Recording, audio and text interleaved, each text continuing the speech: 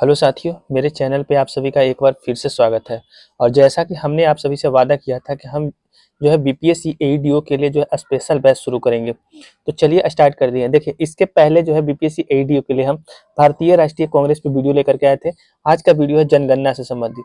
आपको पता है कि हाल फिलहाल जो है बिहार दरोगा का एग्जाम हुआ है, इसमें ज्यादातर क्वेश्चन स्टेटमेंट बेस्ड क्वेश्चन पूछा गया। और स्टेटमेंट बेस्ड क्वेश्चन सॉल्व करने के लिए आपको फैक्चुअल नॉलेज होना जरूरी है। अगर आपके पास पूरा फैक्ट है तो आप आसानी से क्वेश्चन बना जाइएगा। चलिए खैर शुरू करते हैं जनगणना। तो आज का मेरा चैप्टर है जनगणना। तो सबसे पहले जनगणना जो है किस सूची का विषय है, सबसे पहले यही क्वेश्चन बनता है जनगणना से। तो जो जनगणना है वो संघ सूची का विषय है, तो इसको आप पढ़िए। इसके बाद पहली बार जनगणना अधिनियम कब आया था? तो पहली बार जनगणना अधिनियम 1948 में आया था। दूसरा क्वेश्चन यहाँ से ही बन जाता है। तीसरा क्वेश्चन यहाँ से ही बनता है कि सबसे पहली बार जनगणना किसके शासनकाल में हुआ था? तो लॉर्ड मेयो के शासनकाल में हुआ था। और कब हुआ था? तो 1872 के टाइम हुआ था। और एक और फैक्ट यहाँ से याद रखिएगा कि जो पहली बार जो जनगणना हुआ था लॉर्ड मेयो के शासनकाल में, ये अनियमित जनगणना था। लेकिन पूछा जाए कि पहली बार नियमित जनगणना या दशकीय आधार पर जनगणना या वैज्ञानिक आधार पर जनगणना कब हुआ था? तो लॉर्ड रिपन के शासनकाल में हुआ था और 1881 में हुआ था। तो यहाँ से मतलब दशकीय मतलब कि प्रत्येक 10 साल के बाद जनगणना शुरू किसने किया? तो लॉर्ड रिपन ने किया। तो कब किया? 1881 में। तो यहाँ से सारा क्वेश्चन समझ में आ गया होगा। फिर से एक बार बताते हैं। जनगणना संघ सूची का विषय है। जनगणना अधिनियम कब आया था? तो 1948 में आया था। पहली बार जनगणना किसके शासनकाल में हुआ था? तो लॉर्ड मेयो के शासनकाल में हुआ था। कब हुआ था? तो 1872 में हुआ था। फिर नियमित जनगणना पूछा जाए या दशकीय आधार पर जनगणना पूछा जाए या वैज्ञानिक आधार पर जनगणना पूछा जाए, किसने करवाया था? तो लॉर्ड रिपन ने करवाया था। और पूछा जाए कब करवाया गया था? तो 1881 में करवाया गया था। तो यहाँ से बहुत बार क्वेश्चन बना है।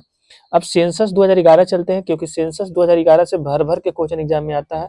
तो सेंसस 2011 बहुत जरूरी है। जनगणना 2011 के अकॉर्डिंग भारत का कुल जनसंख्या कितना है? तो यही सबसे पहली क्वेश्चन बन जाता है कि 2011 के जनगणना के अनुसार भारत का कुल आबादी 121 करोड़ है। तो यहाँ से सबसे पहला क्वेश्चन बनता है।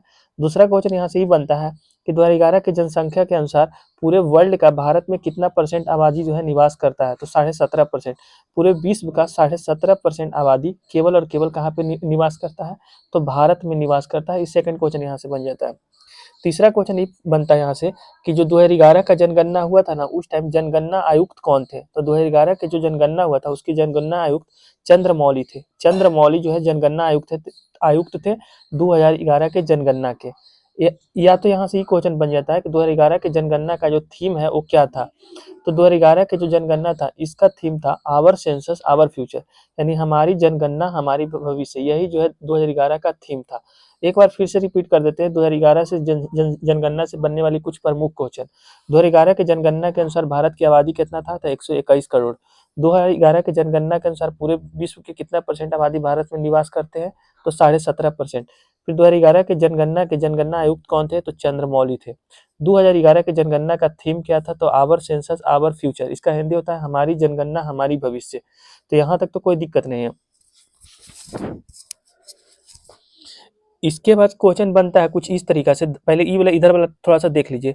धार्मिक जनसंख्या मतलब कि 2011 के जनसंख्या के जनगणना के अकॉर्डिंग सबसे ज्यादा कौन धर्म के लोग जो है भारत में निवास करते हैं? तो हिंदू धर्म के जो लोग हैं वो सबसे ज्यादा निवास करते हैं। अप्रोक्स 80% के आसपास जो है निवास करते हैं हिंदू।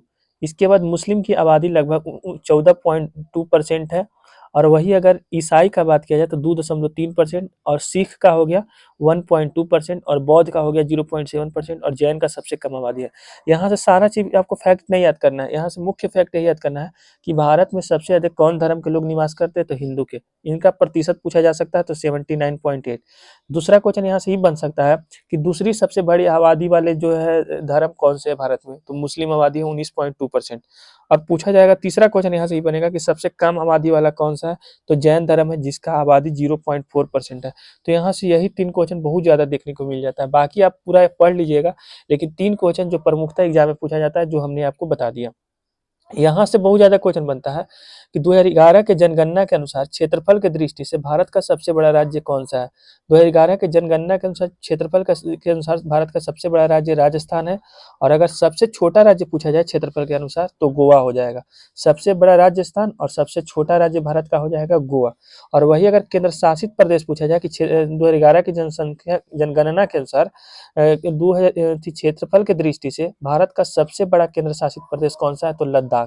और अगर सबसे छोटा केंद्र शासित प्रदेश पूछा जाए तो हो जाएगा लक्षद्वीप। तो यहाँ से चारों क्वेश्चन बता दिए। क्षेत्रफल के अनुसार भारत का सबसे बड़ा राज्य राजस्थान, क्षेत्रफल की दृष्टि से भारत का सबसे छोटा राज्य गोवा, क्षेत्रफल की दृष्टि से भारत का सबसे बड़ा केंद्र शासित प्रदेश लद्दाख, और क्षेत्रफल की दृष्टि से भारत का सबसे छोटा केंद्र शासित प्रदेश तो लक्षद्वीप।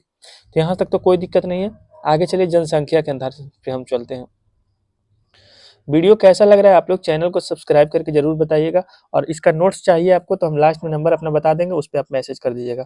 चलिए अब बताते हैं जनसंख्या के अनुसार। ऊपर बताए थे क्षेत्रफल के अनुसार, आपकी पढ़ना है जनसंख्या के अनुसार।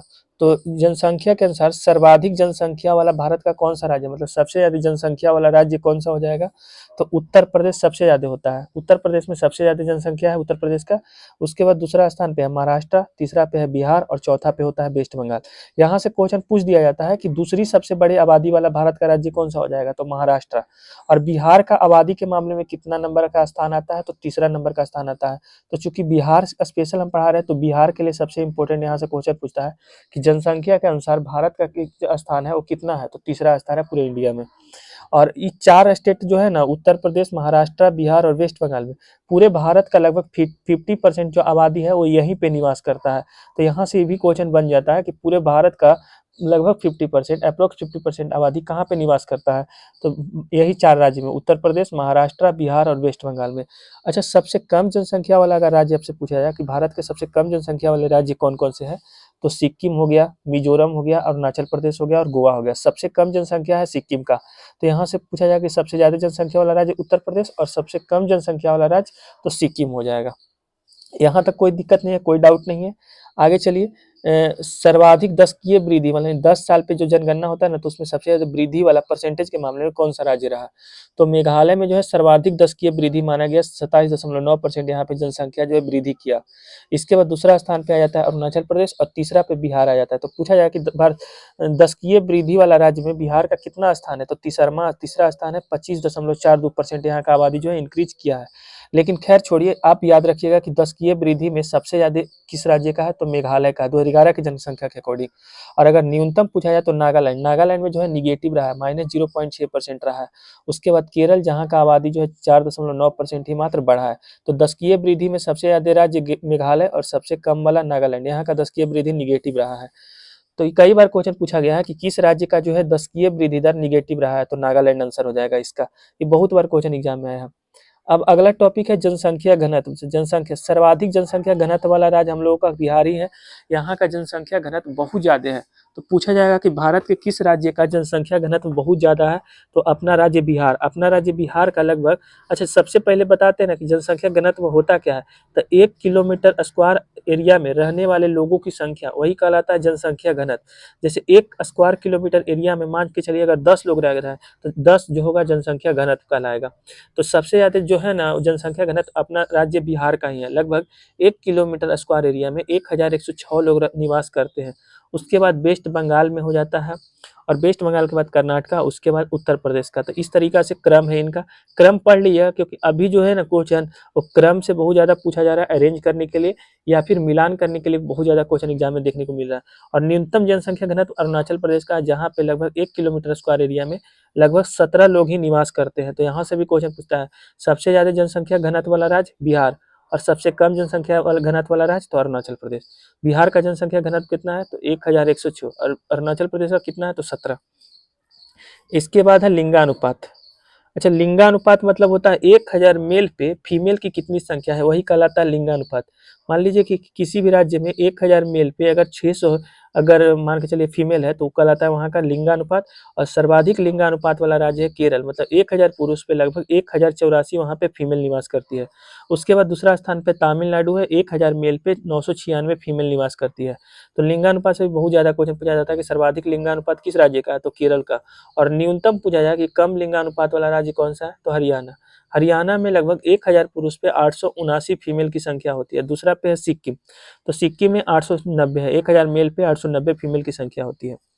तो लिंगानुपात में सर्वाधिक लिंगानुपात वाला राज्य केरल और न्यूनतम लिंगानुपात वाला राज्य हरियाणा। और लास्ट है साक्षरता दर, जिसको लिटरेसी रेट कहते हैं। तो सर्वाधिक पढ़े लिखे लोग कहाँ पे रहते हैं? तो केरल में। तो केरल का जो है लिटरेसी रेट बहुत ज़्यादा है, अप्रोक्स 94% है। अगर दूसरा पूछा जाए तो मिजोरम, और तीसरा नंबर पे पूछा जाए तो गोवा। और न्यूनतम में सबसे कम जनसंख्या, सबसे कम लिटरेसी रेट अपना राज्य बिहार का ही है, लगभग 61% है। क्वेश्चन दरोगा में पूछा भी गया है, बिहार का सबसे कम साक्षरता, मतलब भारत का सबसे कम साक्षरता दर किस राज्य का है? तो बिहार का। और इसका परसेंटेज कितना है? तो 61.80% है। दूसरा नंबर पे आता है अरुणाचल प्रदेश। तो उम्मीद करते हैं कि जनगणना आपको कंप्लीट हो गया होगा, और ये जो है राष्ट्रीय स्तर पे जनगणना है, और आपको इसका पीडीएफ चाहिए तो आप इस नंबर पे मैसेज कर दीजिएगा 9572589800। ये मेरा व्हाट्सअप नंबर है, इस पे आप मैसेज कर दीजिएगा, आपको हम पीडीएफ दे देंगे। बाकी धन्यवाद।